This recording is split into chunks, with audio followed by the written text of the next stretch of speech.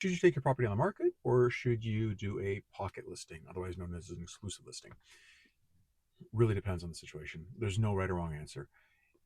Advantages and disadvantages to both. Generally, 9 times out of 10, people go on the market, and for obvious reasons, more exposure, much easier to reach a broader audience, much quicker, um, just greater exposure. Basically, you're more than likely get a higher price. You'll more than likely sell in a quicker, more appropriate time frame, let's call it.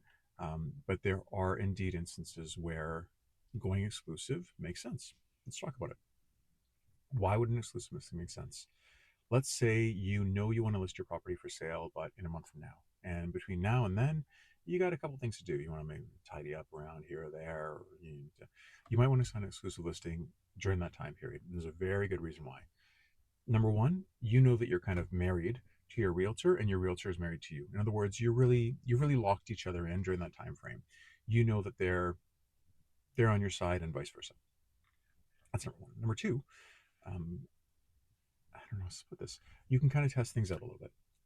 You can market the listing in every single way you would market the listing if it were on the MLS, except for the fact that you can't put it on the MLS. You can't put it on in the public sphere, essentially. So you have to approach people one at a time. You got to call agents at other brokerages one by one, send them a discreet email. You can market it within your own brokerage in the same way as you would on the MLS, but other than that, as I said, you can't. The real difference between a pocket listing or an exclusive listing and an MLS listing is you basically just can't go public with it. So you can go public with certain details. You can say, hey, I've got well, I don't know, a semi-detached home in this particular area with this rough square footage. Contact me if you're interested. And then when somebody contacts you, you can share some more information with them. That's fine. Um, but again, advantages and disadvantages. There's really no right or wrong answer.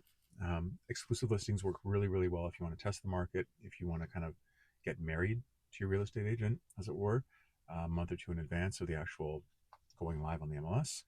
It also works really well if, for whatever reason, the sellers need a little more privacy or discretion. So maybe there's a divorce happening, maybe there's child custody issues, maybe there's a celebrity, high net worth individuals, people who don't want people walking through their house or knowing that they're selling. Maybe they got nosy neighbors or what have you. Anywho, sometimes people need a little bit more discretion. And in those instances, exclusive listings make much more sense. So, again, my name is Jason.